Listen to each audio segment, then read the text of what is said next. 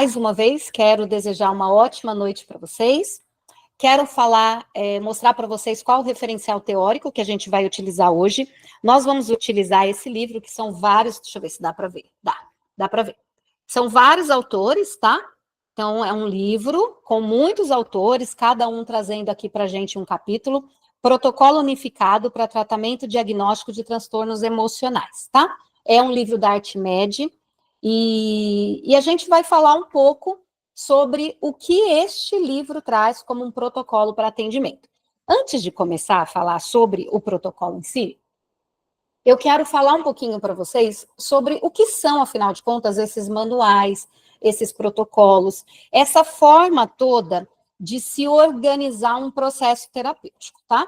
Eu não sei se vocês já conhecem, se vocês já dominam isso, mas eu acho que é importante a gente falar até para nivelar o conhecimento, tá? Então, chegamos no quarto atendimento, chegamos no momento, então, em que nós já entendemos a demanda, já fizemos a anamnese, já traçamos ali todo um percurso pelo qual o nosso paciente está passando, e agora chegou o momento, então, de nós prepararmos o tratamento. E hoje, o que nós temos à nossa disposição no momento de preparar o tratamento? De fazer o plano terapêutico. Nós temos algumas técnicas, algumas metodologias, algumas ferramentas e alguns passos que nós precisamos seguir.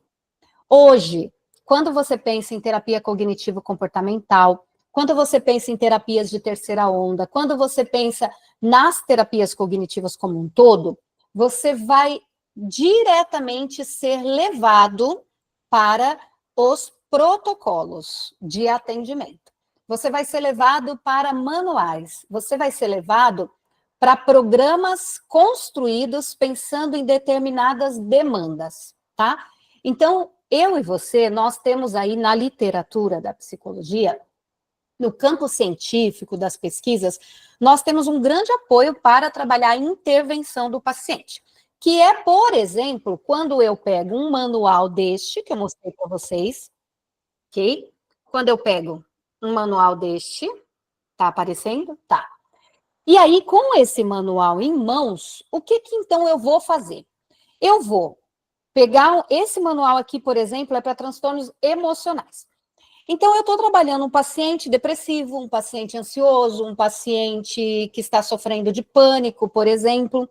Aqui existe todo um roteiro, existe aqui toda uma sequência que eu posso adotar para trabalhar aquele paciente. E o que constrói um manual desse, né? O que constrói um protocolo desse? São pesquisas. Então, todos esses protocolos que nós temos à disposição, eles nascem de pesquisas. E não é só uma pesquisa onde eu pego, por exemplo, uma revisão bibliográfica, onde eu leio literaturas e faço um texto a partir de uma revisão e uma compreensão dessa literatura. Não, são pesquisas, são estudos que são feitos com grupos controle. E o que é um grupo controle, né, para vocês entenderem? Então, eu pego uma técnica, eu pego uma forma de fazer, eu aplico em um grupo e eu vou observar os resultados obtidos com esse grupo. Ao mesmo tempo, eu tenho um outro grupo que eu estou aplicando uma outra técnica ou que eu não estou colocando esse grupo dentro de um protocolo como o grupo A. Então, por exemplo, eu pego o grupo A e eu trabalho o protocolo unificado, que eu vou apresentar para vocês hoje. E no grupo B, eu trabalho a terapia cognitivo-comportamental sem o uso de um protocolo, dentro da base teórica da TCC. Este grupo controle, este grupo A, ele vai apresentar um resultado. E esse grupo B vai apresentar um outro resultado, porque você fez de formas diferentes. No final de tudo, você vai olhar os resultados e você vai mensurar o sucesso ou não daquela aplicação específica que você fez no grupo A. Aquele sucesso, aquela melhora do paciente, aquelas evidências que você vai coletando de que este tratamento ele foi mais funcional do que o outro, levando em consideração a demanda X, porque os dois grupos têm que estar sendo tratados para a mesma coisa, tá? Eu não posso fazer um estudo assim, onde aqui eu trato depressão e aqui eu trato bipolaridade, porque não dá para você mensurar a eficiência das técnicas quando elas são adotadas para questões diferentes.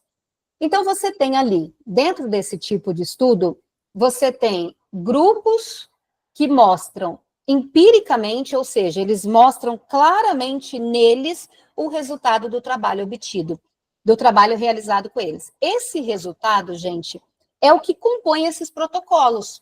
Então, o protocolo ele vai mostrar para mim, para você, como aplicar aquilo para determinado transtorno, visando obter o resultado X que os estudos e as pesquisas mostraram que é possível obter com essa aplicação, tá? Então, quando você pensa em protocolo, você pensa em você, psicólogo, quando se formar, ou você que já é formado, escolher protocolos específicos para trabalhar o teu paciente, para lidar com as demandas que o teu paciente tem.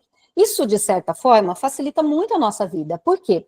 Porque você pode ter vários protocolos para diferentes demandas dos pacientes, você que trabalha com a TCC, e no momento que você vai tratar a depressão, tratar o TDAH, tratar a bipolaridade, você pode fazer o uso de um protocolo desse que vai te dar toda a direção do tratamento. Vocês vão ver aqui nesse protocolo que ele vai falar desde a sessão 1 até a última sessão com o paciente, que é a sessão da devolutiva. Veja, facilita a nossa vida, deixa mais estruturado, deixa mais organizado e faz com que nós tenhamos mais segurança, porque a tua intervenção, ela já não é mais aquilo que você entende que o paciente precisa, e ela já não está contando só com os nossos conhecimentos, ela já está contando a nossa intervenção com o conhecimento obtido por outros estudiosos que pesquisaram, que se debruçaram, que trabalharam em cima dessa temática. Você vai ficando cada vez mais seguro ao administrar, ao aplicar um protocolo desse, você vai ganhando técnica e eficiência na aplicação de protocolos, e com o passar do tempo, quando você se depara novamente com um paciente, por exemplo, depressivo, você faz o quê? Você lembra o protocolo que você utilizou lá atrás, que é o mesmo, e você reinicia o tratamento com outro paciente usando o mesmo protocolo. Pensem que depois de alguns anos, você tende a conhecer já decorado, sem precisar consultar o manual. A expectativa é que você conheça vários protocolos para aplicar em determinadas demandas do paciente. Isso é muito legal, né? Isso vai te dando segurança e vai melhorando a tua prática. Então, vamos agora, efetivamente, falar do assunto que eu escolhi para vocês hoje, tá? Então, hoje a gente vai mergulhar um pouquinho nessa terapia cognitivo-comportamental mais contemporânea. Uma terapia cognitivo-comportamental que já vem adotando dentro da sua prática um processo de transdiagnóstico. A gente já falou disso, eu tenho até uma aula sobre isso, depois se alguém quiser assistir, me pede que eu encaminho para vocês. O que é, então, esse transdiagnóstico? É um tratamento que ele vai perpassando o diagnóstico do paciente. E aqui o paciente você vai trabalhando o paciente muito mais com as demandas que ele vai apresentando para você no dia a dia, do que mesmo com o diagnóstico específico que ele tem. Então, é uma forma de se tratar o paciente que a gente entende que é muito moderna, que tende a avançar e que já está aí fervendo naquela quarta geração da terapia, aquela quarta onda que a gente falou na semana passada, tá? Esse protocolo que nós vamos trabalhar, ele é um protocolo que ele foi construído para trabalhar transtornos emocionais. Isso significa que eu não posso aplicar este protocolo para trabalhar um paciente TDAH, por exemplo, que não é um transtorno emocional, ok? Se eu usar um protocolo para transtornos emocionais em outro tipo de demanda, o protocolo não vai funcionar. Não existe uma base científica para você utilizar em outra demanda, ok? Ele é totalmente personalizado para essa demanda. Eu coloquei um tema aqui bem legal para a gente falar hoje. Eu coloquei aqui, olha, hackeando as emoções. O protocolo unificado para o tratamento transdiagnóstico de transtornos emocionais. E por que eu pensei nesse hackeando as emoções, né? O que me fez trabalhar com a ideia de hackeando as emoções, entrando nas emoções. Então, primeira coisa, eu pensei o seguinte: nós precisamos descobrir como chegar aos mecanismos centrais desse sofrimento emocional. Sabe que o nosso paciente tem? Aquele sofrimento que ele traz para a gente. E como que a gente acessa esse sofrimento do paciente de uma forma que seja única e que siga aí uma única lógica, né? Então, pensem que esse protocolo unificado, ele não é mais uma técnica, mas pensa nele, gente, como um sistema operacional, sabe, para a saúde mental?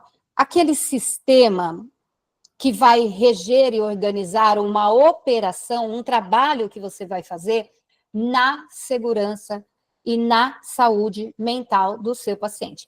Isso é muito legal, né? Isso é muito interessante. E aí eu quero que vocês pensem um pouquinho na nossa prática clínica. Eu quero conversar com vocês um pouquinho sobre a prática clínica. O nosso trabalho como psicólogos, tá? Eu acho que vocês conseguem enxergar isso.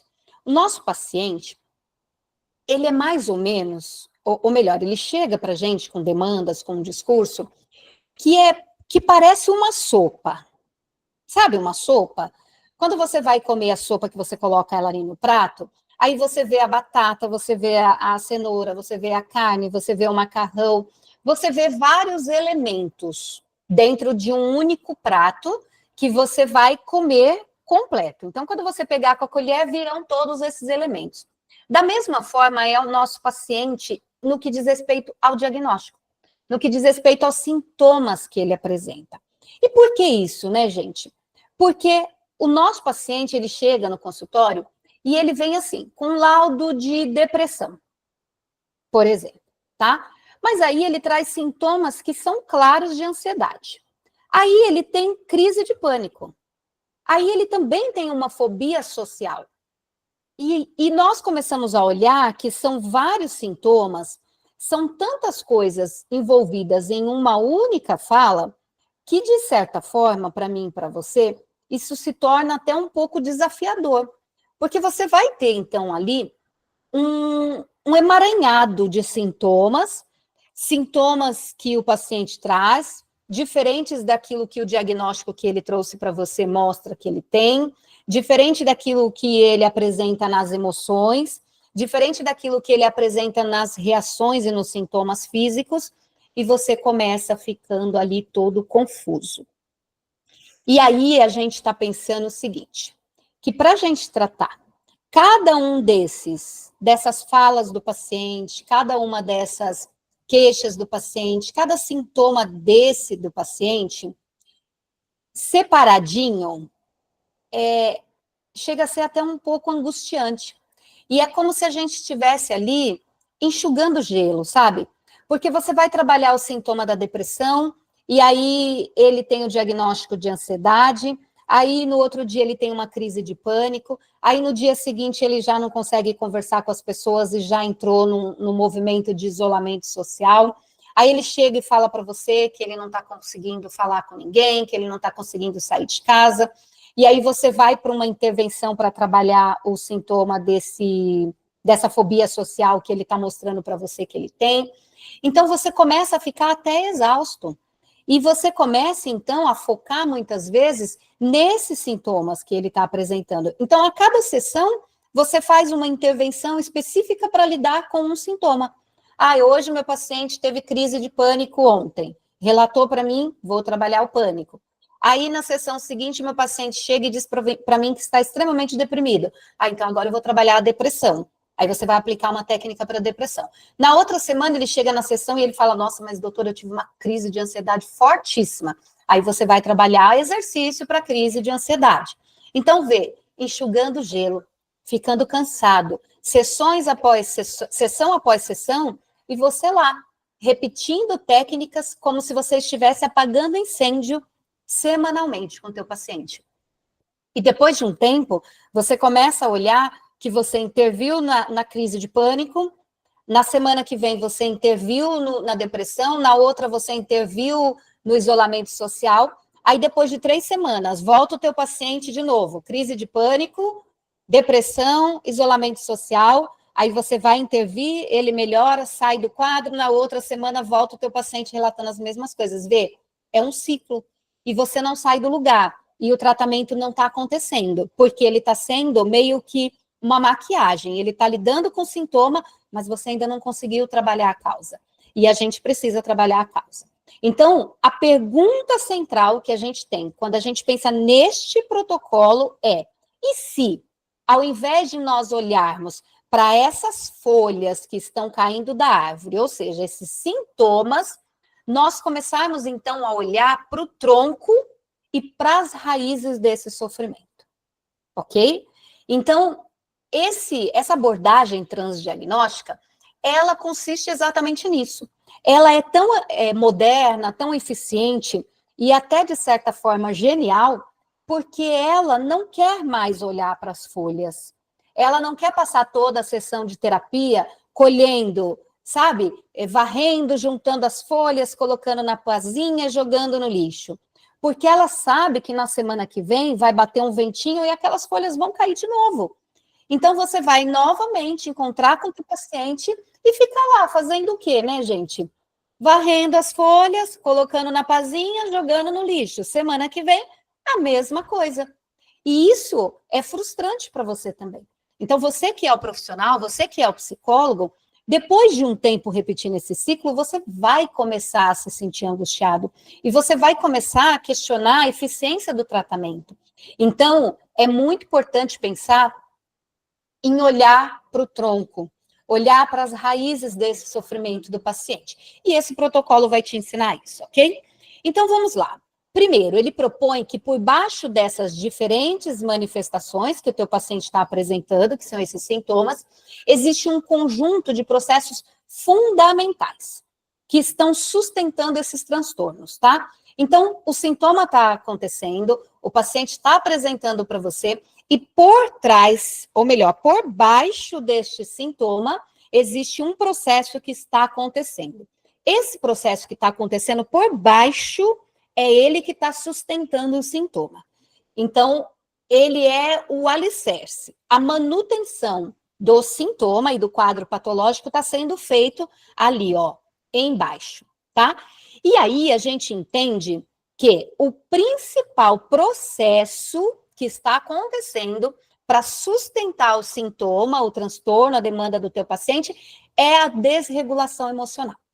A gente que trabalha pensando na terapia cognitivo-comportamental, nessas terapias de terceira e quarta onda, a gente tem esse olhar.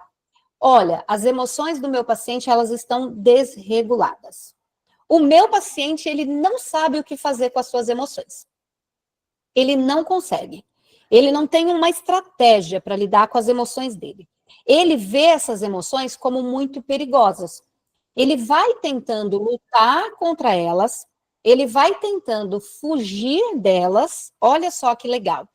O paciente, então, ele está desregulado emocionalmente, ele tenta fugir dessas emoções que são perigosas, ele quer lutar contra elas, e é exatamente essa luta que vai mantê-lo no sofrimento.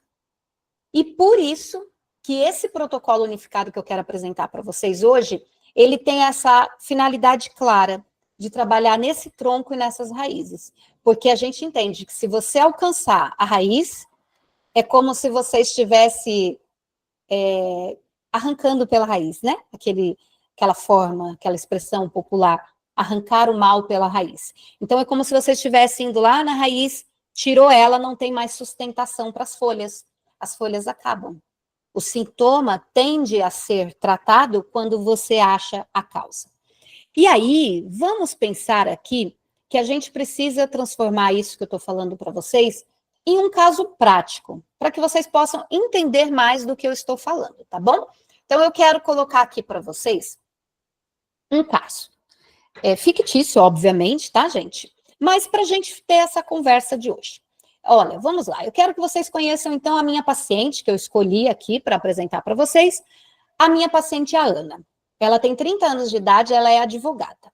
Ela me procurou né, na terapia, e ela trouxe as queixas, assim, ansiedade generalizada, foi a primeira coisa que ela falou. Ela falou, olha, doutora, eu tenho preocupação excessiva com prazos, com meu desempenho, né, eu questiono se eu sou boa o suficiente. Ela também contou para mim que ela tem crise de pânico. Então, entre as reuniões ou antes de uma reunião importante, ela tem uma crise de pânico. Ela também me falou sobre um humor deprimido. Ela muitas vezes fica esgotada, fica muito pesada, ela se sente sem motivação. E aí, outra coisa que a Ana me disse foi que ela evita muito delegar tarefas. Então, ela não gosta de passar tarefas para os outros, porque ela tem medo de que as coisas que ela passa para o outro não saiam perfeitas como ela faria, né? Outra coisa que ela me conta é que ela não gosta de ir para a happy hour da empresa. Toda vez que chamam ela recusa o convite. E por que a Ana recusa o convite? Eu perguntei para ela.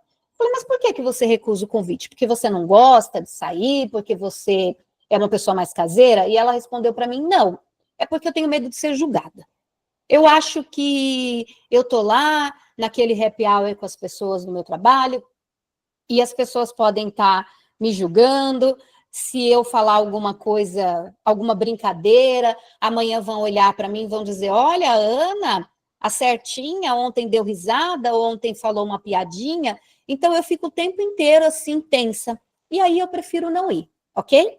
Então a gente agora vai caminhar pelo caso da Ana, para a gente falar do nosso protocolo unificado. Então, como essa paciente vai ser, então, trabalhada na prática dentro do meu consultório, considerando, mais uma vez, para quem chegou agora, que eu estou usando este protocolo, tá? Então, vamos lá. Quais são as fases, né? O protocolo unificado, ele é dividido em fases, tá? Então, fases, algumas pessoas vão chamar de módulos. E agora a gente vai conversar na prática como ele é aplicado, eu vou mostrar ele para vocês no caso da paciente Ana, tá? Então, primeiro, nós vamos passar aqui em cada uma dessas fases, eu vou mostrar para vocês na prática como a gente aplica, e a primeira fase desse protocolo unificado é a avaliação e motivação para mudança. Então, olha só, o paciente chegou no meu consultório, eu já fiz com ele, deixa eu tirar aqui, colocar novamente, meu paciente chegou no consultório, eu já fiz contrato terapêutico, já levantei a queixa da Ana, já fiz a anamnese, já preenchi toda a documentação necessária para iniciar o tratamento da Ana, e agora eu já estou, então, na quarta sessão, naquela que eu comentei com vocês no início. E na quarta sessão, eu decidi, então, que se a Ana tem ansiedade, depressão e pânico, ou seja, sintoma dessas 3 patologias em uma única fala, se ela na vida dela está passando por essas 3 situações, então eu decidi que eu vou trabalhar esse protocolo de transdiagnóstico com ela, porque eu entendi que ela não tem um transtorno único, ela tem um transtorno, ela tem comorbidades, ela tem emoções que estão desreguladas e eu preciso iniciar o tratamento com a Ana e eu não posso errar. Eu não posso ficar trabalhando cada um desses sintomas separados, então eu optei por fazer um tratamento integral, tratamento complexo e completo com a minha paciente. E vamos lá. A fundação de tudo é avaliar o caso e motivar esse paciente para mudança, tá?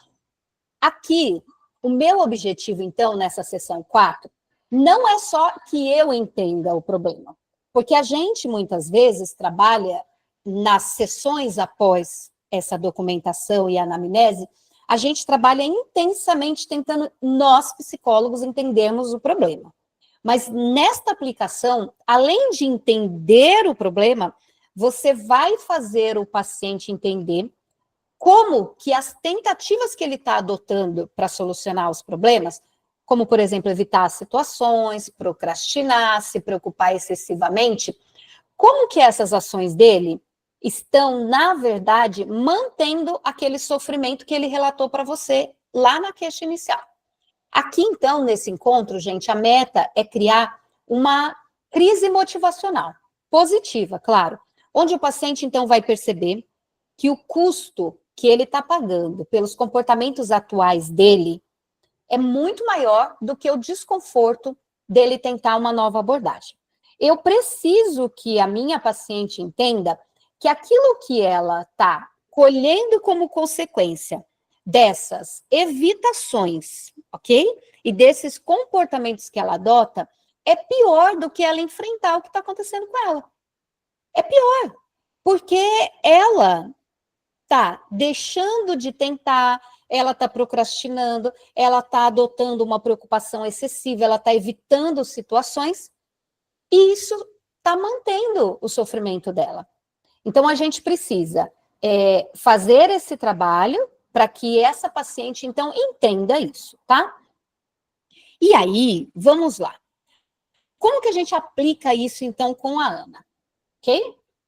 Vamos lá. Vamos pensar aqui naquele caso que eu li para vocês da Ana, tá?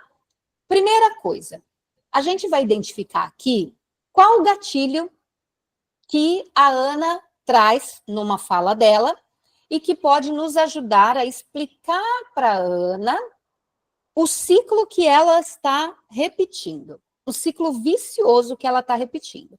Então, vamos lá, o gatilho. Ela recebe um e-mail marcando uma reunião importante. Então, ela já disse que quando antecede, ou seja, que antes de uma reunião importante, ela tem uma crise de pânico, tá? Então, ela recebeu um e-mail dizendo assim, olha, semana que vem, amanhã, sábado, tem uma reunião super importante que você vai participar. Ela imediatamente sente uma emoção e uma ansiedade intensa. Isso, gente, tá lá na fala dela, tá? Isso aqui não é uma interpretação que eu estou tendo. Isso aqui eu só estou organizando o que a paciente falou. Eu estou pegando o relato da paciente e eu estou separando por tópicos. Primeira coisa, gatilho, recebeu um e-mail marcando uma reunião importante. Segunda coisa, emoção. Uma ansiedade intensa, um medo paralisante. E terceira coisa, qual o comportamento que ela adota? Então, o comportamento que ela disse para mim que ela adota é procrastinação para preparar aquela apresentação, deixando para ver isso depois. Ela me disse que isso está acontecendo com ela. E quando ela faz isso, ela tem um alívio imediatamente, certo? É importante a gente mostrar para o paciente que existe sim um alívio no comportamento de fuga. Então, olha só, quando ela adia começar a fazer a apresentação, ela começa a sentir a ansiedade dela diminuindo por algumas horas, e depois que a ansiedade diminuiu, essa diminuição da ansiedade, que é o que é desconfortável para ela, né, vai fazer com que ela mantenha o comportamento de procrastinar.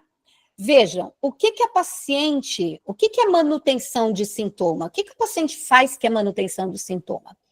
O paciente, ele adota um comportamento disfuncional, esse comportamento diminui o sofrimento momentaneamente, e aí essa diminuição do sofrimento reforça esse comportamento inadequado. Porque se eu tenho que fazer a apresentação, meu slide, para apresentar numa reunião importante, eu fico procrastinando. Essa procrastinação alivia a ansiedade. O fato dela, da procrastinação, aliviar a ansiedade, faz a procrastinação ser boa para mim ou ser correta na minha vida? Obviamente que não. Eu continuo tendo um problema, só que eu não estou tendo a ansiedade por alguns momentos.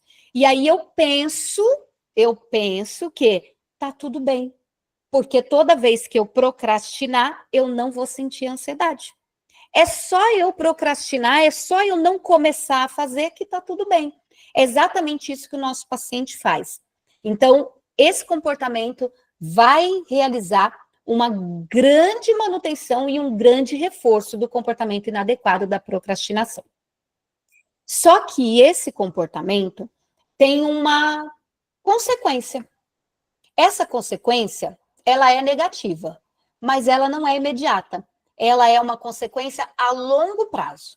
Por isso que a construção do transtorno, a construção do sofrimento, a construção do grande problema daquele comportamento X e Y do paciente, ela leva tempo para acontecer.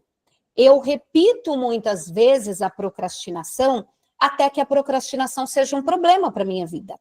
Eu repito muitas vezes a fuga de uma situação até que essa fuga comece a ser um problema para a sua vida. Você faz muitas vezes. Então, no começo, quando você faz essas coisas, isso parece bom, parece que está dando tudo certo, parece que você está se protegendo, mas a longo prazo vem a consequência. Na véspera da reunião, então, no caso da nossa paciente, a Ana, ela tem a crise de pânico. E aí, ela tem que correr para preparar tudo. O trabalho dela fica com uma qualidade inferior. E o que isso vai fazer com a minha paciente? Isso vai reforçar a crença central dela, de que eu não consigo lidar com a pressão. Vejam, um gatilho, uma emoção, um comportamento de fuga, um alívio imediato que ela tem e uma consequência negativa a longo prazo.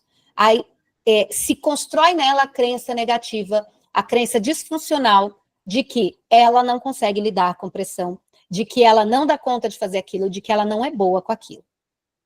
Isso é o que eu e você vamos fazer na 4ª sessão, quando nós adotarmos esse protocolo, volto a dizer isso.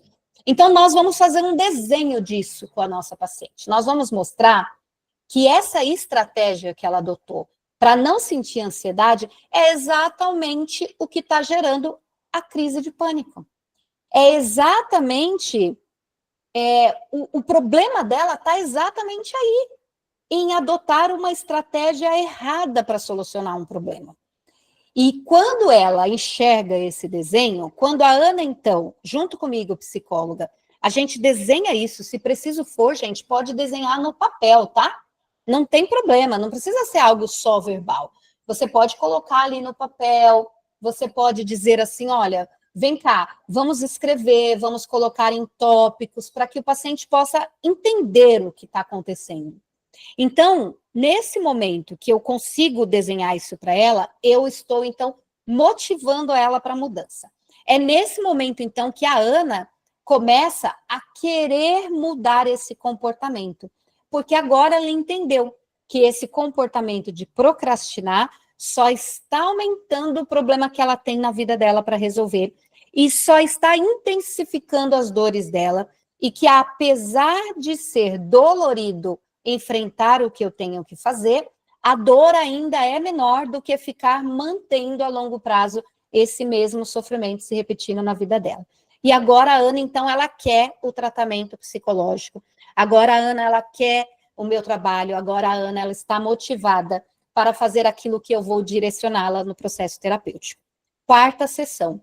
Identificar, avaliar o nível do problema e realmente motivar o paciente para mudança, para que ele seja aliado do processo terapêutico, ok? E acabamos a 4ª sessão com muito sucesso, saindo do meu consultório a Ana, muito feliz, porque a Ana conseguiu entender que ela tem sim um problema para resolver, que existe uma questão que ela vai precisar trabalhar, mas, entretanto, que eu, como psicóloga, consegui compreender o que está acontecendo, que eu, como psicóloga, entendi as bases, a origem do problema dela, ela está entendendo o que ela está fazendo de errado e ela saiu com vontade de mudar. Então, ela quer voltar na próxima sessão porque ela realmente quer ver isso acontecendo. E a nossa próxima sessão com a Ana, ela tem a finalidade de fazer com que exista um processo chamado consciência emocional. Não sei se vocês já ouviram esse termo, mas esse termo, ele é como nós representamos o processo de explicar para o nosso paciente aquela tríade cognitiva que a gente fala na TCC, mas quando a gente pensa aqui no transdiagnóstico, a gente vai mudar um pouquinho os termos. Lembra que a gente fala pensamentos, emoções, comportamentos, não é isso? A TCC, ela não se sustenta nessa base? Aaron Beck, ele não vai trabalhar o pensamento, lembra daquela frase que eu disse para vocês na semana passada? Mude o pensamento e transforme a história do teu paciente? É mais ou menos sobre isso. Só que aqui a gente vai usar alguns termos diferentes, porque nós vamos respeitar totalmente o repertório, a linguagem, a forma que o protocolo que a gente está seguindo trabalha. Então, o nosso protocolo ele vai dizer que a segunda fase, o segundo módulo de tratamento, agora a sessão seguinte, ela consiste em trazer consciência emocional. E como isso acontece? Nesse momento, a gente agora começa a desmistificar a emoção para o paciente. Agora, a gente vai ensinar o paciente que uma emoção não é uma entidade única e avassaladora. A gente vai ensinar para ele que a emoção, ela é um evento composto por 3 partes. E essas 3 partes, elas se retroalimentam. Olha que legal. A gente vai ensinar para o paciente que existe em mim, em você, um tripé emocional. Esse tripé, ele é formado por, primeiro, pensamentos, segundo, sensações físicas e terceiro, impulsos comportamentais. Então, se você estiver adotando esse protocolo, você vai precisar trabalhar com essa linguagem, tá? E aí você vai ter que ensinar para o teu paciente, então, como que ele separa esses componentes? Como que ele separa a emoção das sensações físicas e dos impulsos comportamentais que ele tem, tá? E quando ele aprende a separar todos esses componentes, aquela emoção, ela vai se tornando menos assustadora. Ela vai ficando mais manejável pelo paciente. E vamos ver com a Ana como que nós, então, faríamos isso na prática, tá? Então, a gente vai pedir para a Ana preencher um diário de tripé emocional. Olha só, o diário de tripé emocional, ele é a mesma coisa, ele vai mudar um detalhe que eu vou mostrar para vocês, que o registro de pensamento automático. O registro de pensamento automático, você vai registrar o quê? A situação, o pensamento, a emoção e o comportamento. Aqui você vai registrar o pensamento automático, a sensação no corpo e os comportamentos, tá bom? Porque nesse protocolo a gente está aliando, a gente está reunindo as sensações que o nosso paciente tem, né? As percepções que o corpo dele traz, para alinhar isso ao que nós vamos, então, dar o nome de emoções, tá bom? Então, vamos pegar aqui a Ana, ok? Seu chefe pergunta sobre o andamento de um prazo. Vamos pegar uma situação, vamos dizer que a Ana está preenchendo o nosso diário, e no diário dela, então, ela está colocando uma situação. A situação foi, doutora, o meu chefe perguntou sobre o andamento de um prazo. Lembra que lá na queixa ela fala que ela tem problema com isso? E aí, qual foi o primeiro pensamento da Ana? A Ana colocou para mim o seguinte, que ela acha que ele acha, que o chefe dela acha que ela está atrasada. E o chefe dela já está pensando que ela é incompetente, que ela vai ser demitida porque ela não está conseguindo suprir a expectativa daquele chefe. Então, vê, a situação que a Ana marcou lá no diário dela foi: meu chefe me pergunta sobre um prazo.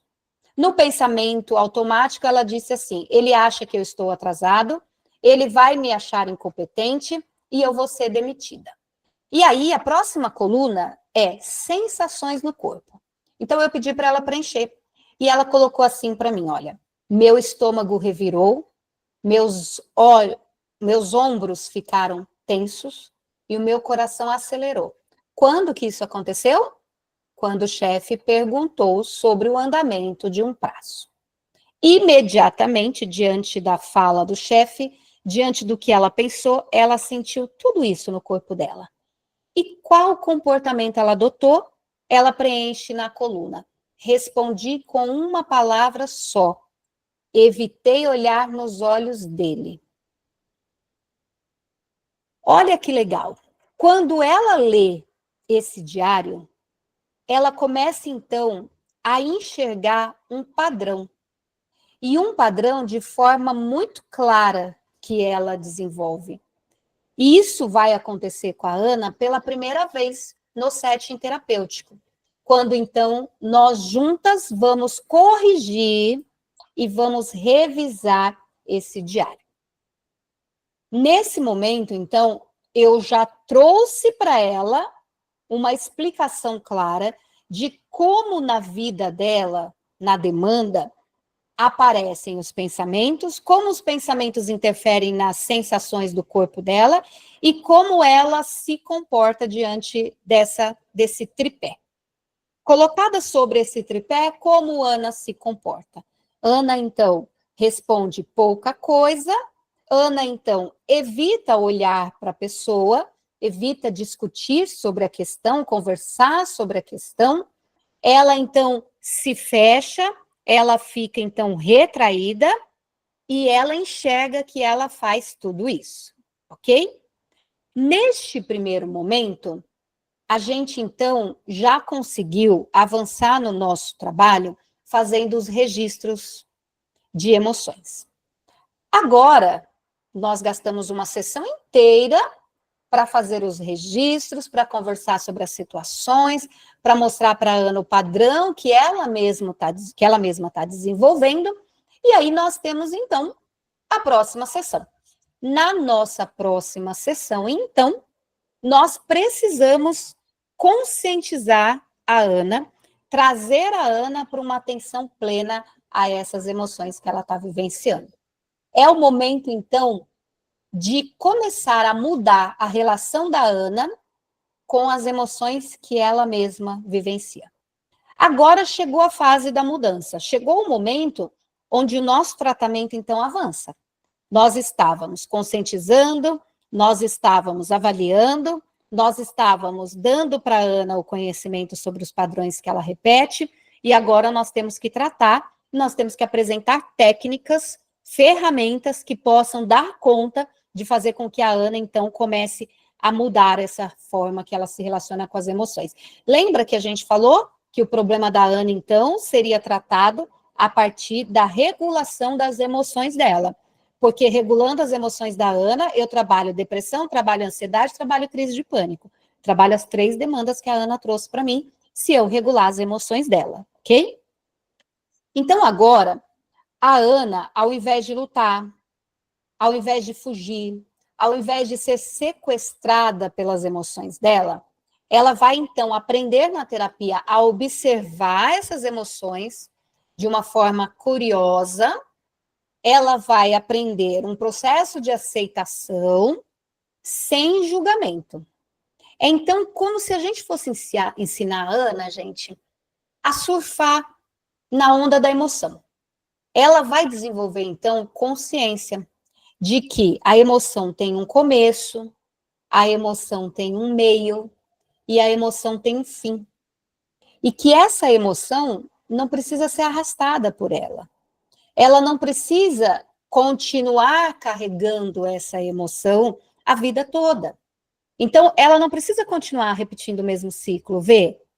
A paciente vai aprender que as emoções vêm, as emoções têm uma origem, as emoções passam por uma fase, e depois as emoções, elas vão, aos poucos, acabando. Como aquela onda que a gente falou em um exercício que nós fizemos, aquela onda vem, aquela onda ganha força, ganha altura, mas depois ela quebra. E quando ela quebra, ela não é mais onda. Ela vai. E quando ela vai, ela não é mais onda. Ela é a água correndo no mar. Assim as nossas emoções. Então elas vêm, elas ganham uma proporção enorme, elas ganham uma forma, elas talvez venham até com força, e de certa forma nos machuquem, mas depois ela quebra e ela acaba. E a Ana, então, agora começou a entender que essa onda, ela pode tentar surfar. Então, ao invés de a onda veio e eu quero fugir dela, eu quero deixar ela me levar para o fundo do mar, eu quero enfrentá-la, eu vou, então, agora surfar nela. Isso é muito legal. Isso é muito funcional para o paciente.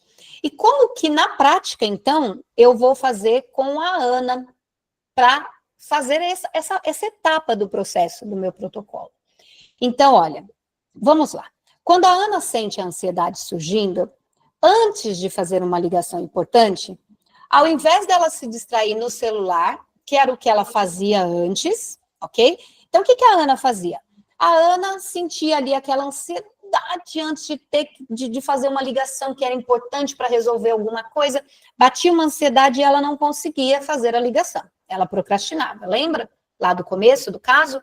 Só que ao invés de fazer isso, agora a Ana vai fazer uma pausa de 1 minuto. Esse é um exercício, tá? A gente vai ensinar isso para a Ana nessa sessão. Então, Ana, olha, antes acontecia isso, no momento que você sentia essa ansiedade, você pegava o seu telefone celular e ficava olhando tua rede social para se distrair, para que você pudesse, então, tirar o foco da tua preocupação e da tua ansiedade. Sabe o que ela estava fazendo quando ela pegava o celular e ficava passando a rede social? Ela estava fugindo. Ela estava fugindo de uma emoção que era forte demais para ela, a ansiedade.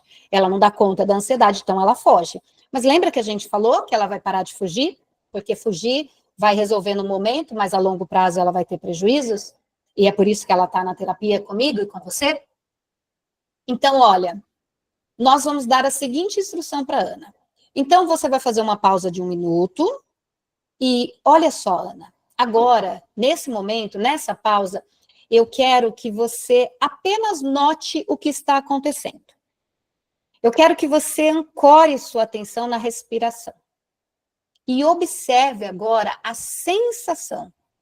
Sabe quando você respira, você tem uma sensação. Eu quero que você observe essa sensação. Eu quero que você sinta, nesse momento, que você tem que fazer a ligação e está sentindo a ansiedade, eu quero que você agora observe quais as sensações que o seu corpo está manifestando. Como, por exemplo, o coração está acelerado. Fez isso, Ana? Fiz, doutora. Então, agora, eu quero dizer para você o seguinte. Isso que você está sentindo, o teu coração acelerado nesse momento, é só uma sensação. É só uma sensação, ok? Agora, eu quero que você note os seus pensamentos. Para e presta atenção no que está vindo na tua cabeça. E aí ela disse, vai dar tudo errado. É o que está vindo na cabeça dela. O pensamento automático. E aí eu vou dizer para ela, Ana, são só pensamentos. Como se fossem nuvens passando. Ok? As nuvens não vêm, elas, se você ficar olhando para o céu, num dia que tem muitas nuvens, as nuvens passam. Assim são os pensamentos. Eles vêm, eles passam no nosso campo de visão por um tempo, mas eles vão. E aí você está ensinando para a Ana que são só pensamentos, como as nuvens passando. E aí você vai dizer para a Ana, Ana, você não precisa acreditar neles. E você também não precisa brigar com eles. Qual é o objetivo, gente, desse exercício de atenção plena, né? Esse exercício, ele tem uma finalidade muito clara. Você vai ensinar a tua paciente a não ficar só lutando contra as emoções, mas a observar, a perceber a intensidade real que essa emoção tem, a perceber que essa emoção vai passar, a perceber que esse pensamento vai passar. E isso, inevitavelmente, gente, vai diminuir a intensidade da emoção. Só esse exercício que a gente faz com o paciente de atenção plena já diminui a intensidade da emoção. E você vai ensinar o teu paciente a fazer isso no dia a dia dele. A extensão do processo terapêutico. Então, você vai dizer para o teu paciente, olha, quando então você sentir a ansiedade, o coração palpitando, talvez aquela falta de ar, ao invés então de você ir lá olhar no celular para se distrair, ou seja, ao invés de você fugir da sensação, agora você vai observar, agora você vai identificar a intensidade dela, agora você vai lembrar que a emoção vai embora e o pensamento também vai embora, e você vai passar por aquela sensação desconfortável. Ela vai embora, como uma nuvem ou como uma onda do mar. E quando você faz isso com o teu paciente então já avançou mais um passo gigantesco no tratamento, porque ele já sabe aplicar isso no dia a dia dele. E na próxima sessão, agora você precisa trabalhar com a flexibilidade cognitiva do teu paciente. E aí você precisa fazer uma reavaliação cognitiva. Quando você faz uma reavaliação cognitiva, é muito importante você dizer para o seu paciente que agora você não está falando com ele sobre ele pensar positivo, ok? Não é assim, olhar para uma situação e pensar positivo no sentido de, vai passar. Eu preciso ser positiva e acreditar que vai passar. Não é sobre isso. Na terapia, é sobre você fazer o seu paciente pensar de forma mais flexível e mais realista. Nessa fase, então, a gente vai ensinar o paciente a se tornar um detetive dos próprios pensamentos. O termo é exatamente esse, tá, gente? Um detetive. Então, agora ele vai aprender a identificar pensamentos automáticos que são rígidos e distorcidos. Sabe aquele pensamento? Tudo ou nada. Com certeza vai dar tudo errado. A catastrofização. Tem que falar devagar, senão eu travo. E agora, então, o paciente, aprendendo a identificar, ele começa a gerar alternativas mais equilibradas para as situações dele, tá? Então, vamos lá, vamos aplicar isso também na Ana. Ela tem um pensamento automático. Lembra que a gente falou no caso que ela não gosta de delegar as coisas, porque ela acha que as pessoas não vão fazer perfeito como ela faz, e ela tem medo, né, da consequência de ter pedido para fulano fazer, fulano não fez direito, e agora? Como que fica? Porque, afinal de contas, era para eu fazer, e eu mandei a pessoa X fazer. Então, a culpa é minha se ela não fizer direito. Vamos usar agora esse processo de reestruturação cognitiva, de flexibilidade. Antes, eu quero só lembrá-las, porque a nossa sala é, em maioria, feminina, né? Que nós teremos no sábado agora aquela oficina de técnicas e ferramentas. Essa oficina, ela tem duração de 8 horas. É uma oficina totalmente prática, com mais de 30 técnicas de ferramentas das terapias cognitivo-comportamental e de abordagens aí de terceira onda, baseadas em evidências, tá? Da ACT, da dialética, da terapia do esquema. São ferramentas importantes para fazer o tratamento do paciente. Se você se sente inseguro, se você fica pensando como fazer na prática um tratamento, se você tem dúvida de como escolher a ferramenta certa, tem dúvida de como aplicar a ferramenta, de como analisar e de como, principalmente, pegar o resultado dela e integrar o tratamento, eu acho bacana você tentar se organizar e participar comigo, tá bom? Vai ser bem legal. Se você não tiver horário, não tiver agenda disponível, entra lá no link, pega a gravação, ok? Adquire a gravação para depois você assistir o curso inteiro, no horário que você puder, no conforto da tua casa, porque vai ser bem bacana, tá? A gente vai falar aí de ferramentas importantíssimas, e eu percebo que hoje, na prática clínica do psicólogo, falta muita técnica, né?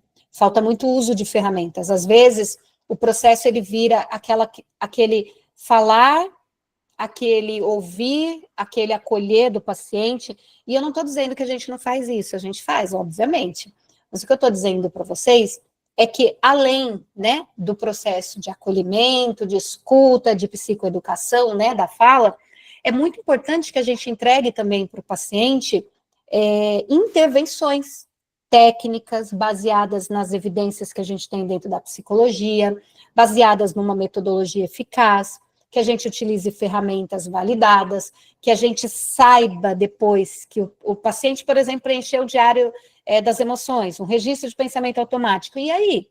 Você usa como depois? Porque às vezes a gente percebe que o paciente preenche tudo, faz todas as atividades, mas aí depois o psicólogo não sabe pegar esse trabalho que foi feito com o paciente e inserir isso no tratamento. E a gente precisa saber, tá? A gente precisa se aperfeiçoar nisso tudo. Acho que é muito importante. Então, eu queria que você que pode participasse comigo ao vivo, de preferência. E se você não puder estar ao vivo, você tenha acesso a esse conteúdo, porque vai ser bacana.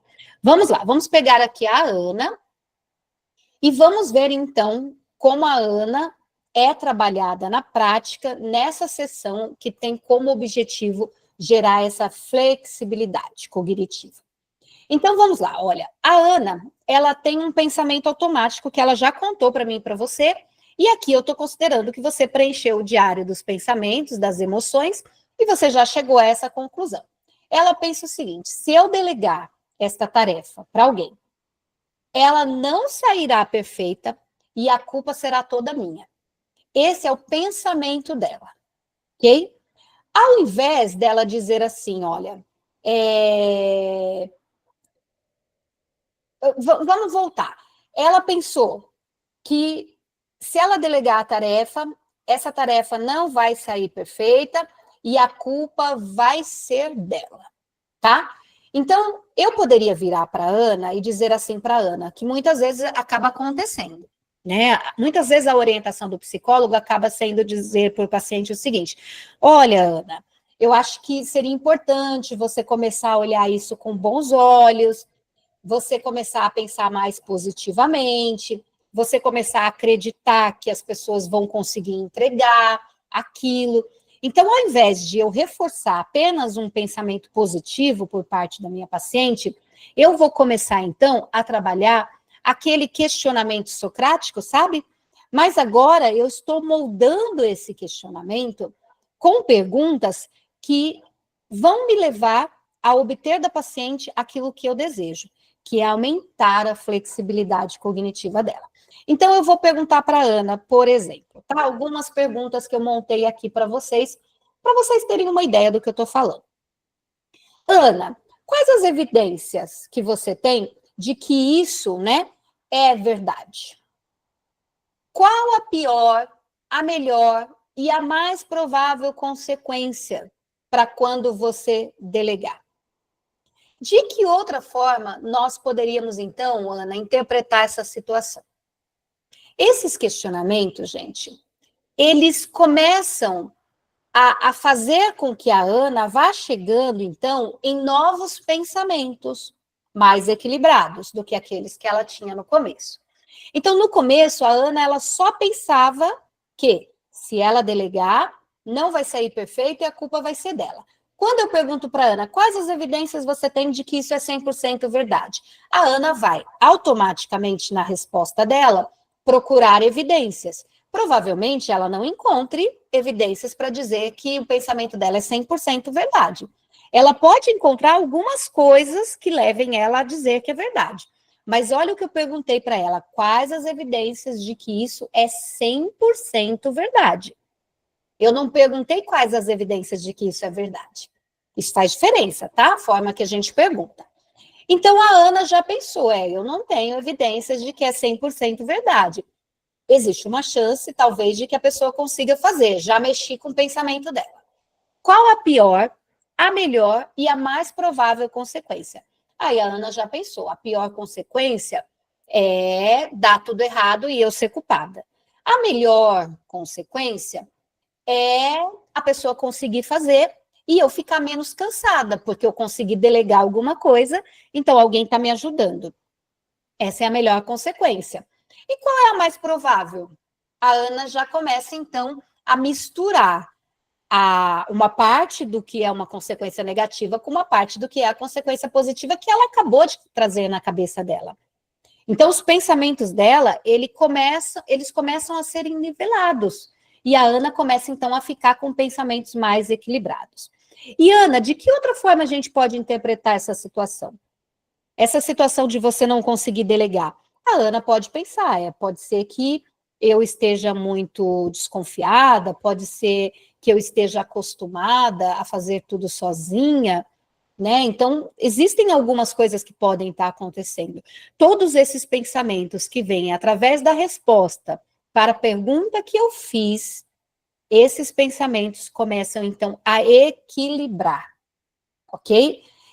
A Ana começa, então, a ter pensamentos mais equilibrados. Eu estou gerando na Ana uma certa flexibilidade, ou seja, ela está se abrindo para novas possibilidades de pensamento, e eu estou gerando também na Ana um senso maior de realidade. Então, não existe só aquela possibilidade que ela pensou imediatamente, mas existem outras possibilidades para aquela situação, ok? É possível que essa tarefa não saia exatamente como eu faria, mas delegar, né, é essencial para a minha saúde e para o meu crescimento. Esse é um pensamento que você pode apresentar para a Ana como psicólogo, mas também existe uma chance da própria Ana chegar a esse pensamento. Olha que legal. Então, depois que eu fiz esses questionamentos, a Ana, ela pensa assim, pode ser, né, que essa tarefa ela não saia tão parecido como sairia se fosse eu que estivesse fazendo, mas é importante, né, que eu comece a delegar, porque senão a minha saúde, eu vou me acabar, eu não vou conseguir crescer na minha profissão, porque se eu quero fazer tudo, como é que eu vou avançar? Como é que eu vou aprender novas coisas? Como é que eu vou me aperfeiçoar no meu trabalho se eu estou aqui e eu quero fazer tudo?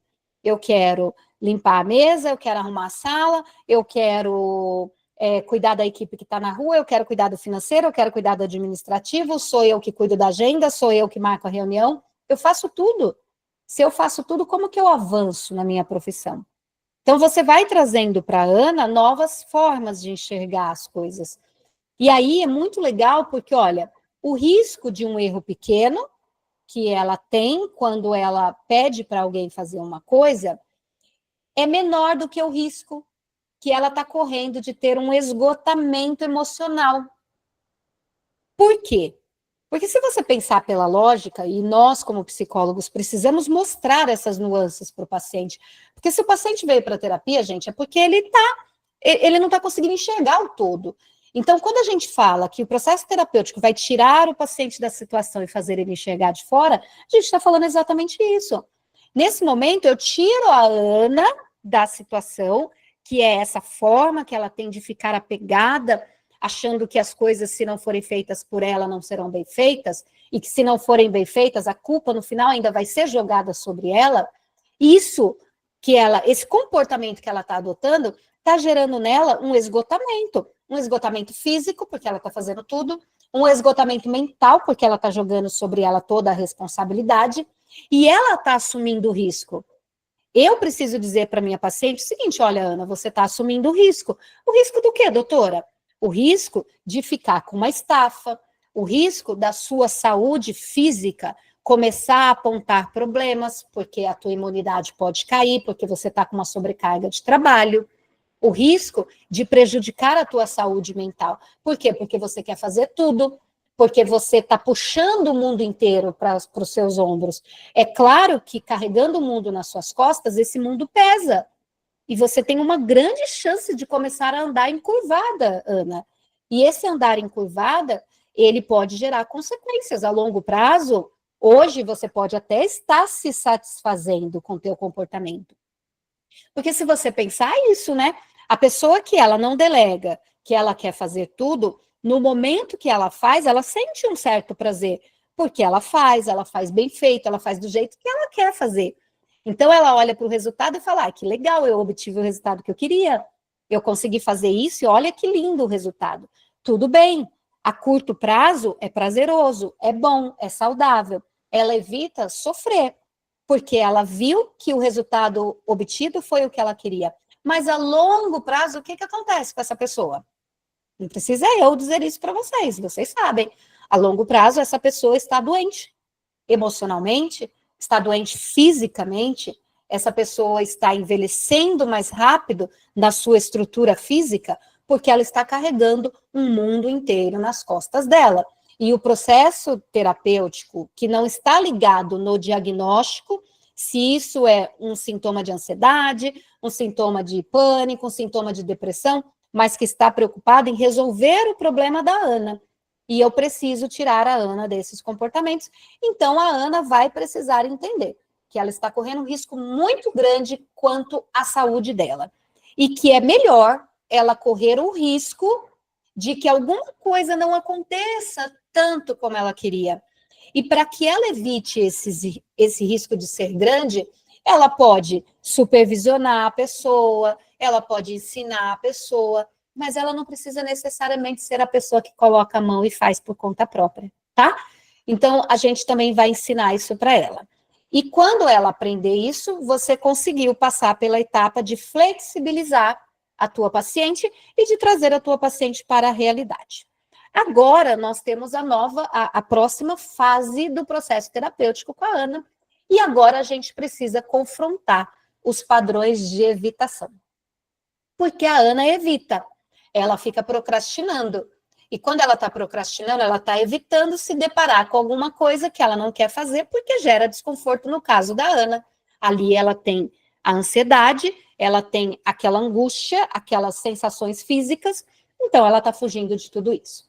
E aí, olha, vamos lá. Essa evitação, gente, ela é o combustível que vai manter esse motor da ansiedade sempre funcionando. O ato de evitar é o combustível que mantém o motor da ansiedade funcionando. E agora, nessa fase terapêutica, o meu foco é identificar e reverter esses comportamentos de evitação. Então, a minha técnica, ela tem um nome nesse protocolo, que é o nome de ação oposta, que é uma estratégia comportamental que tem uma eficácia enorme. Aqui nós vamos instruir o paciente, então, a agir de forma contrária ao que aquela emoção disfuncional está impulsionando ele a fazer. Veja, eu tenho uma emoção e essa emoção me impulsiona a uma ação, ok? Me impulsiona a um comportamento. Lembra que lá no começo, na segunda etapa, a gente já identificou com a Ana o padrão que a Ana segue? Qual foi o padrão quando o chefe dela cobrou para saber o resultado de um trabalho?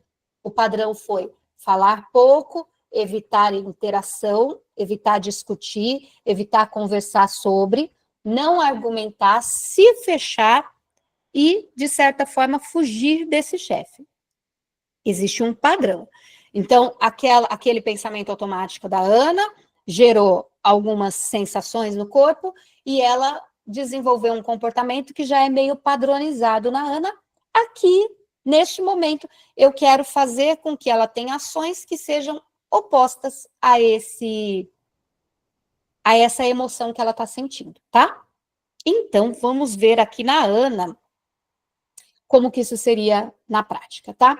Então, vamos lá, olha, Ana, a ansiedade social da Ana impulsiona a Ana a recusar todos os convites para ir para o happy hour da empresa. Lembra? Então, quando ela é convidada para ir para um happy hour, ela tem imediatamente um pensamento de que ela vai ser julgada nesse happy hour, e imediatamente ela adota uma ação. Qual é a ação? Ela recusa o convite. Então, olha, a emoção está dizendo para ela assim, não vai, é perigoso, você vai ser julgada. E qual é a ação que é oposta a essa emoção, a esse pensamento, ok? Então, olha, vamos lá. Quando eu estiver trabalhando com a minha paciente a técnica da ação oposta, eu vou planejar na sessão, junto com ela, alguns objetivos pequenos que ela vai executar. Pequenos, concretos, que ela possa fazer aos poucos para ela contrariar essa emoção. Então, a emoção disse não vai, é perigoso, você vai ser julgado. A gente vai planejar na sessão que no próximo convite ela vai. Só que lembra que a gente está trabalhando uma exposição cognitiva que precisa ser cuidadosa com o paciente, e não é o tratamento de choque, né? Você vai. É um tratamento onde o paciente vai, ele vai fazer um plano com você, e o plano é que ele vai no happy hour e ele vai ficar só 30 minutos, ok? 30 minutos. E aí, gente, quando ela vai e fica 30 minutos, ela quebrou o ciclo de evitação. Nesse momento, o cérebro dela já vai receber uma informação. A situação de estar no happy hour é uma situação tolerável. Então, você já conseguiu aqui executar com sucesso mais uma parte do tratamento da Ana, com pequenas ações, objetivos possíveis de serem alcançados, objetivos que você já preparou a Ana para alcançar, e na sessão você vai fazer o plano com ela, você vai conversar sobre as angústias, você vai entender os limites da Ana, você vai reforçar a importância daquilo que você conquistou lá na primeira sessão. Na primeira sessão, você conseguiu motivá-la para o tratamento. Então, aqui, isso faz parte do tratamento. E agora, Ana, eu preciso apenas que você vá. Você não vai precisar ficar a noite inteira, você não vai precisar, você vai ficar só 30 minutos. E depois disso, o seu cérebro já vai receber essa informação e você já passou por mais uma etapa. E tudo isso que a gente está fazendo com a Ana, gente, você está registrando no prontuário, você está monitorando a receptividade que ela vai tendo com as técnicas aplicadas. Agora, a Ana já passou por todas essas etapas que eu falei para vocês, e agora a gente chegou, então, nas fases 6 e 7. O tratamento está chegando ao fim. A gente está quase alcançando o objetivo terapêutico com a Ana, que é o objetivo de tirar aquela tristeza, aqueles sintomas depressivos, onde ela se isola do mundo, o objetivo de extinguir as crises de pânico que a Ana estava tendo, e o objetivo de trabalhar a ansiedade que a Ana trouxe como queixa central ali no começo da sessão, tá? No começo do tratamento dela. Então, veja, com essas ações práticas, objetivas e organizadas, nós estamos tratando 3 demandas da mesma paciente, sem precisar focar em uma ação específica para cada uma das demandas que ela apresentou, tá? Então, agora, vamos lá. A gente precisa entender que esse processo, esse protocolo aplicado, ele tem um coração, ok? Então, a gente tem que entender que existe agora a necessidade de expor a Ana às sensações físicas, expor a Ana às situações emocionais e trabalhar o processo realmente de perceber, interpretar e organizar para chegar no ponto que nós queremos, que é a regulação dessas emoções todas. Agora, a gente tem 2 fases, exposição às sensações físicas e exposição às situações emocionais. Essas 2 fases são o coração da mudança e essas 2 fases, elas precisam trabalhar juntas, ok? Então, agora, a gente tem uma exposição que a gente vai chamar de interoceptiva. E é o que esse tipo de exposição? Aqui a gente está falando de um processo que a gente entende como a capacidade do nosso corpo de perceber e de interpretar os sinais internos que a gente tem. Por exemplo, o batimento cardíaco, a respiração, a fome, a sede e as sensações emocionais que a gente tem. Então, o nosso corpo tem a capacidade de perceber, né, esses sinais internos que a gente manifesta para estar vivo, tá? Então, agora, eu preciso expor no meu paciente a essa capacidade de realmente perceber esses sinais. E agora, o foco, então, ele é quebrar o medo que a Ana tem das sensações físicas da ansiedade. A queixa dela não é essa? Ela não trouxe uma queixa de ansiedade que traz ali depressão, que traz ali pânico? Agora eu preciso quebrar esse medo que ela tem de uma ansiedade que é parte dela, ok? E agora eu preciso ensinar ela também a enfrentar de uma forma gradual e sistemática essas situações externas que ela estava até então evitando. Agora ela precisa enfrentar. E para isso, esse protocolo vai trazer para a gente uma ferramenta, que é a ferramenta hierarquia de exposição. Também tem o nome de escala do medo. Eu vou mandar para vocês essa ferramenta depois, mas agora eu vou explicar na prática como ela funciona, tá? Então vamos lá, na próxima sessão a Ana está com a gente, e aí nós vamos dizer assim, olha, para a Ana, né?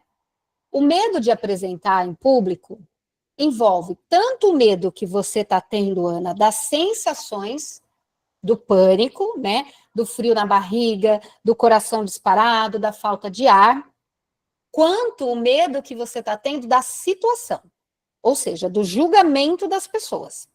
Agora, então, nós precisamos construir juntos uma escada deste medo. A gente precisa construir juntos uma organização para dar uma hierarquia para esse medo e para a forma como você vai se expor a partir de agora, tá? Então, agora a gente vai aprofundar. Nós vamos entender melhor, Ana, como construir, então, essa escada que vai te levando degrau por degrau até o topo, que é realmente o tratamento sendo concluído com você, ok? Então, essa ferramenta, ela é uma ferramenta central dentro da terapia cognitiva comportamental e principalmente dentro aqui do protocolo unificado que eu estou apresentando para vocês, tá? É um plano personalizado, gradual, que a gente faz com o paciente para ele enfrentar as situações, as sensações e os pensamentos que vão gerar nele essa ansiedade e esse medo, que vão criar, então, construir, então, a crise do pânico, por exemplo, tá? Então, o objetivo dessa ferramenta não é eliminar a ansiedade, gente. Eu acho que isso é muito importante, mas o objetivo da ferramenta é fazer com que o paciente aprenda, através de uma experiência direta, duas coisas que são fundamentais. A primeira coisa que o teu paciente precisa aprender é que ele é capaz de tolerar o desconforto que a ansiedade causa sem que ele precise fugir ou evitar. A segunda coisa que o teu paciente precisa aprender é que a catástrofe que ele tanto teme, geralmente ela não acontece.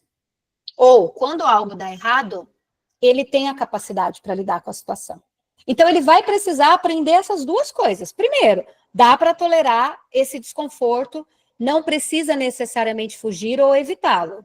Segundo, a catástrofe pode não ser o que você está pensando que será. Então, vamos pensar que esse trabalho, ele é, então, uma escada que você vai conduzir o teu paciente, tá? Então, ao invés de você estar aqui, viu a escada na tua frente e tentar saltar lá para o topo da escada, porque o medo vai ser maior se você tentar isso, agora você vai subir um degrau de cada vez. A cada degrau que o paciente vai subindo, gente, ele vai ganhando confiança. Ele vai treinando as habilidades dele. A cada passo, ele vai aperfeiçoando a forma de fazer isso, tá? Então, como que a gente pode pensar aqui em construir essa escada? Em subir cada degrau desse da tua escada, tá? Primeira coisa, o paciente precisa definir o medo central. Então, ele precisa escolher um medo específico que ele quer superar. Vamos supor que seja o medo de falar em público, tá? Depois disso, ele precisa montar, e tudo isso você vai fazer com ele, tá? Uma lista com todas as situações que são relacionadas a esse medo que ele evita, que causa desconforto nele, que gera uma preocupação nele, tá? Então, ele precisa ter uma lista muito clara de quais são as situações que estão relacionadas ao medo central. Depois disso, ele vai precisar avaliar o nível da ansiedade. Então, cada situação da lista dele, ok? Cada situação da lista dele que ele fez, essa situação vai ser avaliada pelo próprio paciente e o paciente vai dar uma nota que corresponde à intensidade do desconforto, do medo que ele tem, né? Essa nota é de 0 a 10. 0, totalmente relaxado, nenhuma ansiedade em relação àquela situação. 5, a ansiedade é moderada, é desconfortável, mas dá para ele manejar. E 10, o máximo de ansiedade. Ele tem medo, ele tem pânico, ele não pode sequer imaginar aquela situação, ok? Então, veja, existe um medo central que o teu paciente vai colocar ali na folha dele, existe uma lista de todas as situações que estão envolvidas nesse medo central, existe uma lista com uma tabela que ele vai nomear a intensidade desses medos, de cada uma dessas situações, o quanto cada situação que eu listei me gera ansiedade de 0 a 10. E depois, a gente vai construir com o paciente uma escada, literalmente, degrau por degrau. E o que você vai colocar junto com o paciente em cada degrau? Começando lá do primeirinho, entendam e visualizem, psicos, que eu estou falando de uma escada. E eu estou na parte de baixo da escada, eu quero subi-la, porque é no topo dela que está o auge do tratamento terapêutico. É lá que meu paciente tem que chegar. Mas ele tem um medo grande. Existe um medo central, existe uma grande ansiedade que envolve o meu paciente. Cada degrau da minha escada será preenchido pela intensidade da situação que gera ansiedade no meu paciente. Como assim, professora? Lembra que ele fez uma lista das situações que geram ansiedade? Lembra que ele deu uma nota para cada uma situação? E lembra que o 0 significa totalmente relaxado, nenhuma ansiedade eu tenho em relação a tal situação? Meu primeiro degrau, ele terá sobre ele a situação que eu sinto menos ansiedade. E o segundo degrau, a nota onde tem um pouquinho mais de ansiedade, e assim vai subindo. E lá no último degrau, eu tenho aquelas situações que me causam 10 de ansiedade. É muita ansiedade, é pânico, é um medo absurdo. E eu, como psicóloga, então, começo a trabalhar a partir do primeiro degrau, aqui embaixo, para desconstruir, para mostrar que aquelas emoções envolvidas naquela situação, elas passam, para reorganizar os pensamentos do meu paciente, para equilibrar os pensamentos do meu paciente, para gerar harmonia, para trazer realidade, para trazer flexibilidade a cada um desses pensamentos, para que cada situação dessa, que era um problema sério, comece, então, a ser desconstruída na mente do meu paciente, até que a gente consiga alcançar aquele último degrau, aquele grande problema, aquele grande medo, que é o que provoca a crise de pânico, de ansiedade, e aquilo ali também já não será mais tão assustador para o meu paciente, e a crise de ansiedade, de pânico será extinguida. O meu paciente não terá mais, porque ele regulou a emoção que é a base daquele comportamento ansioso, daquela crise, daquela sensação de coração disparando, falta de ar, tremedeira, tudo aquilo que meu paciente sente diante de uma crise de ansiedade. O meu paciente já não sente mais, porque nós trabalhamos na terapia e regulamos a emoção dele, tá? No caso da Ana, vamos pegar aqui um exemplo prático. Qual é o medo principal da Ana? É falar em reuniões de trabalho e ter uma crise de pânico. Lembra que ela disse que esse é o medo, assim, assustador dela, né? Então, no primeiro degrau da Ana, eu penso que o problema que a Ana trouxe para mim é o coração dela fica acelerado quando ela tem que falar em público. Então, vamos lá. Agora, o medo do medo é o que entrou em pauta. A Ana tem pavor quando ela sente o coração dela acelerado, porque ela interpreta esse coração acelerado como um perigo iminente de que ela vai ter um ataque de pânico. E agora, se eu provocar na Ana essa sensação de propósito, num ambiente controlado e com segurança, a Ana vai quebrar essa associação. Ela vai aprender que a sensação é apenas isso, uma sensação, e que ela pode tolerar. Ela vai sair do papel de vítima para o papel de agente da sensação. Olha um exercício prático que a gente pode aplicar com a Ana. Eu não vou entrar tanto nos exercícios, gente, porque não daria tempo para a gente detalhar. Mas eu quero mostrar para vocês aqui na prática um exercício, tá? Então, Ana, eu quero fazer com você aqui um exercício, um experimento.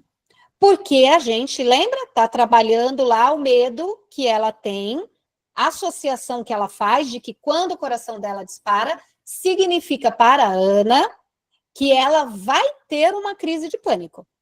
Então, ela sente o coração disparado, acelerado, ela já pensa, vou ter uma crise de pânico. E imediatamente ela começa a produzir mais sensações desconfortáveis, ela tenta fugir, ela entra em desespero e a crise de pânico tende a acontecer. Então, olha, Ana, vamos lá. O que nós vamos fazer na sessão de hoje? Eu quero propor para você aqui um exercício na sessão, tá? Eu queria que você corresse aqui dentro da sala por 60 segundos. Olha que legal, né? Você vai pedir para a Ana ficar 60 segundos, 1 minuto correndo dentro da sala. Ela vai correr dentro do teu consultório. Você vai pôr uma cadeira e vai pedir para ela correr. E você vai orientá-la que ela tem que correr mesmo, né? Não é ficar andando em volta da cadeira, não. Você quer que ela corra. Obviamente, gente, que cada exercício que a gente propõe para o paciente, a gente precisa conhecer a estrutura do paciente, tá? Pelo amor de Deus, não me vá propor para a pessoa correr se a pessoa tem um problema no joelho. E aí ela vai se machucar dentro do teu consultório. Então, você precisa adequar o exercício ao perfil do teu paciente. Mas aqui no caso da Ana, eu estou dando para vocês esse exemplo aqui, porque a Ana tem estrutura para isso. E a Ana, então, ela vai correr 60 segundos e o meu objetivo é fazer que a Ana comece a sentir o coração dela acelerando. Então, ela corre, ela sente que o coração dela começa a acelerar, certo? Quando o exercício termina, a Ana senta. Gente, como que a Ana senta depois de correr 60 segundos? Como que eu e você nos sentimos quando a gente fica correndo por 60 segundos? A não ser que você tenha aí uma estrutura física, seja aí maratonista, ou um corredor profissional, ou alguém que corre bastante na vida, você vai se sentir ofegante, tá? Então, quando a Ana sentar, ela vai se sentar ali um pouco ofegante. E aí eu vou dizer para a Ana, ótimo, Ana, obrigada por fazer o exercício que eu propus.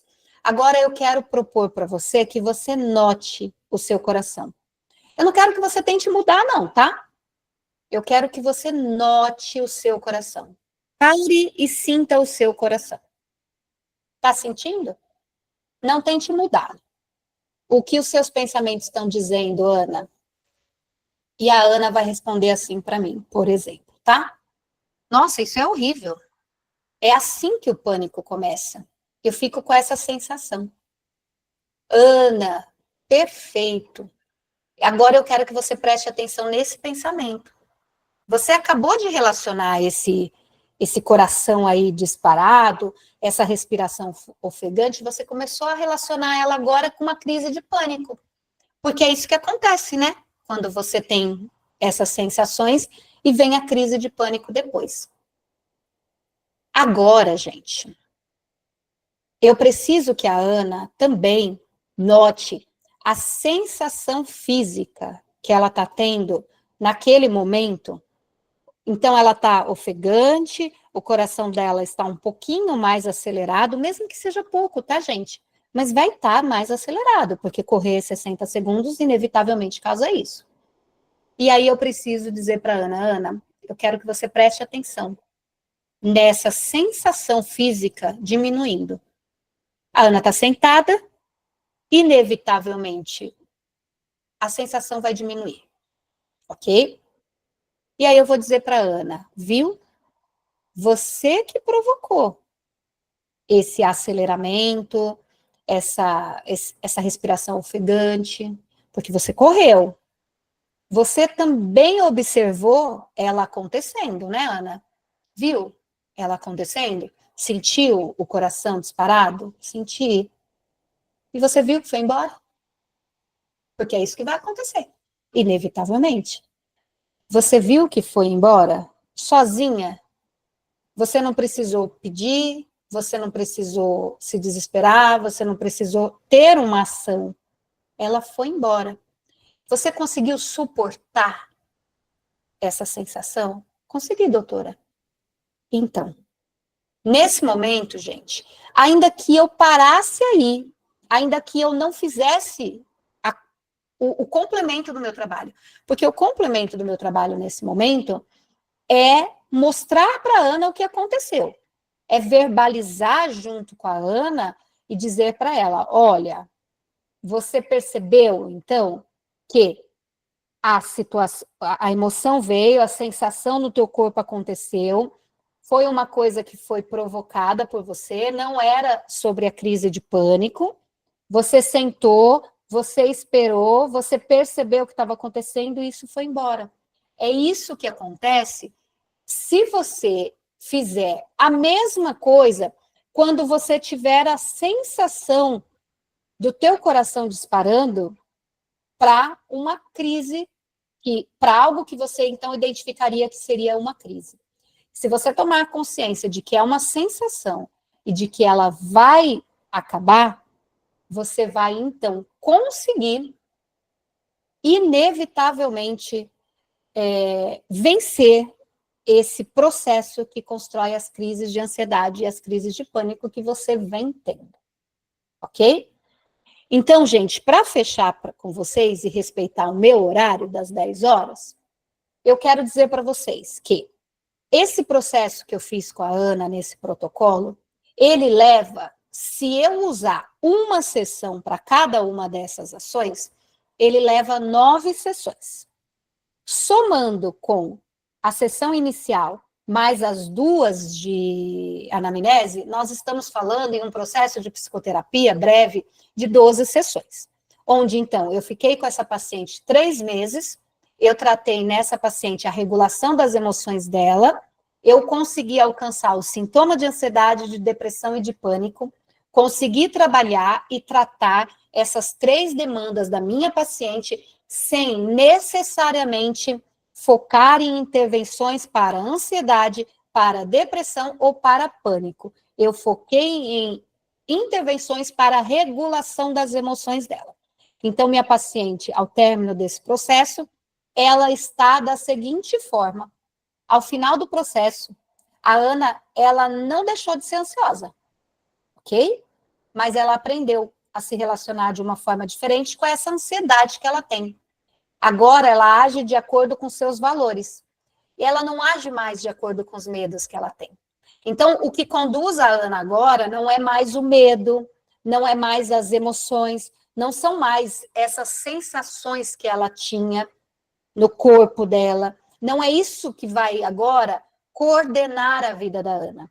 Mas o que vai coordenar agora a vida da Ana são os valores dela, porque ela já sabe se relacionar com essa ansiedade, ela já sabe mensurar o medo, ela já sabe identificar uma hierarquia das dores e das situações, ela já sabe exercícios para flexibilizar e para alterar, né, a forma dela de pensar, para gerar nela uma reestruturação dessas cognições que ela tem diante dos problemas da vida. Ela já sabe que ela consegue tolerar, ela já sabe que aquela sensação vai embora, do mesmo jeito que ela vem, ela fica, mas em algum momento ela acaba e vai embora, porque é assim que acontece com a gente. Então, a aplicação desse protocolo, as pesquisas e os estudos que estão no livro, eles mostram, primeiro, que é um protocolo que tem uma grande eficiência, porque trabalha múltiplos problemas do teu paciente, dentro de um único protocolo, um único processo. Ele é um protocolo que foca na pessoa, então, a gente focou aqui na experiência emocional da Ana, ao invés de ficar focando nos rótulos diagnósticos da Ana, ok? Esse protocolo também gera empoderamento no nosso paciente, porque ele ensina habilidades para a vida, e não são habilidades que a Ana vai usar só para lidar com aquele sintoma de ansiedade, de pânico ou de depressão. mas são habilidades que ela vai usar para a vida dela inteira, para todas as situações, tá? Então, se eu agora fosse fazer um resumo breve para vocês das etapas, do que foi mais importante do que nós falamos hoje, eu diria para vocês o seguinte: primeira coisa, mude o foco dos sintomas para a função que cada sintoma está exercendo na vida e na demanda do teu paciente. Pergunte-se sempre o que a emoção está fazendo este meu paciente fazer. Faça sempre essa pergunta como terapeuta. Sempre que for tratar o paciente e for usar essa linha de pensamento, use sempre essa pergunta norteadora. O que as emoções que meu paciente vem vivenciando estão fazendo com que, estão levando o meu paciente a fazer? O que meu paciente está fazendo que não é mais uma escolha, uma decisão, uma atitude que está, que não são mais comportamentos coerentes com os valores dele, mas comportamentos conduzidos pelos sintomas, pelas emoções e pelas dores que ele está sentindo. A outra coisa que você precisa entender é que a disposição para sentir é a chave da cura. A cura, ela não vai estar, quando a gente pensa nesse protocolo, e eu gosto de falar bastante que cura, gente, não é só a extinção, não, tá? Quando a gente pensa na origem da palavra cura, né, na parte da hermenêutica da palavra cura, a gente está pensando no tratamento. A gente está pensando na extinção do sofrimento aliado a um quadro que o paciente está vivenciando, tá? Então, olha, a cura, ela não está só no fato de eliminar a emoção, mas estar disposto a sentir a emoção sem reagir de uma forma disfuncional. Porque é difícil você, como psicólogo, extinguir as emoções que teu paciente tem. É difícil eu, como pessoa, que também sou eu uma paciente, porque também faço eu minha terapia, eu conseguir fazer um trabalho onde eu deixe de sentir emoções desconfortáveis. Eu acho que as emoções desconfortáveis, elas fazem parte da nossa vida, da nossa trajetória. A gente sente, é um fato. Não dá para a gente lutar contra isso. Agora, a reação que eu tenho quando eu tenho essas emoções é que vai fazer a diferença. A minha reação está sendo funcional ou ela está sendo disfuncional, ok? E a ação é o antídoto para evitação. O que isso significa, né? A gente precisa incentivar os nossos pacientes a agirem de acordo com seus valores. Mesmo que ele tenha medo, mesmo que ele tenha ansiedade. O protocolo que eu apresentei para vocês hoje, ele, no final das contas, ele é um treinamento de coragem. É um treinamento onde você ensina o teu paciente a se deparar, identificar, julgar e organizar as emoções dele no dia a dia, para que ele tenha uma vida muito mais funcional, mais saudável, ainda que ele tenha sentimentos desconfortáveis. Então, a Ana não deixou de ser ansiosa, mas a Ana hoje se relaciona diferente com seus pensamentos, com as suas emoções, e, consequentemente, a Ana produz hoje comportamentos diferentes na vida dela, tá? Então, isso é muito importante. Eu gostaria de... O meu desejo hoje foi passar exatamente isso para vocês. Queria que vocês entendessem essas lógicas e compreendessem, então, que todo esse processo que a gente trabalha com o nosso paciente na terapia, ele não é um processo mágico, ele não é um processo milagroso, ele não é um processo de colocar fim nos problemas da vida de um paciente, mas ele é um processo de transformar o indivíduo que está na minha frente dentro do consultório em um indivíduo que funcione melhor e que tenha mais qualidade de vida, sendo ele quem ele é, tendo ele os problemas que ele tem para enfrentar, tendo ele, talvez, os diagnósticos que ele tenha. Porque, em muitos casos, a gente não tem nem faz parte da nossa função de psicólogo extinguir um diagnóstico. Tem alguns transtornos, algumas patologias que não tem, a gente sabe que não tem uma cura, que são questões que o paciente vai vivê-las sempre, são quadros que realmente a pessoa tem e que vão fazer parte da história dele. Então, quer dizer que esse paciente que tem um transtorno, que não tem uma cura, Ele não pode ter uma vida feliz, saudável, comum, normal, como todos que não têm um diagnóstico? Isso não é verdade. O paciente, ele pode sim ter uma vida normal, ele pode sim ter uma vida totalmente funcional, ele pode sim vivenciar uma vida saudável, mesmo tendo um diagnóstico X, Y, Z. E o transdiagnóstico, ele pensa nisso, ele pensa no fato de que um indivíduo não cabe dentro de um DSM, não cabe lá dentro. Um transtorno não pode ser a identidade de uma pessoa. Um transtorno não pode ser aquilo que, dentro de um processo terapêutico, vira o único foco de atuação do psicólogo. Eu não posso pegar o rótulo, o diagnóstico e focar apenas nisso, esquecendo que aquele indivíduo que está na minha frente tem uma história, tem uma vida, tem medos, tem outras situações que ele vivencia, apresenta outros sintomas que não tem nada a ver, talvez, com o diagnóstico que ele tenha. Eu não posso desconsiderar tudo isso. E essa quarta geração, essa terapia de terceira onda, essa terapia de quarta onda que a gente vem discutindo bastante, ela traz esse olhar, ela traz essa necessidade de que você, como psicólogo, saia dessa caixa da busca incessante pelo diagnóstico e entre na caixa da busca incessante pela cura do paciente, pela saúde e bem-estar do paciente. É isso que nós queremos que o paciente tenha. Eu quero que o meu paciente, ele aprenda, ele consiga lidar melhor, se relacionar melhor com as experiências que ele tem que enfrentar no dia a dia. Porque eu não tenho a capacidade de entrar lá na vida do meu paciente e tirá-lo dos problemas dele. Mas eu tenho a capacidade, dentro do setting terapêutico, de entregar aqui na terapia para o meu paciente ferramentas eficientes que ele vai levar com ele para dentro do problema e que ele vai funcionar melhor dentro daquela dinâmica que ele tem que viver. O paciente, ele precisa enfrentar, dentro das condições dele. O paciente, ele não pode repetir o ciclo de fuga, porque o ciclo de fuga gera um problema maior a longo prazo.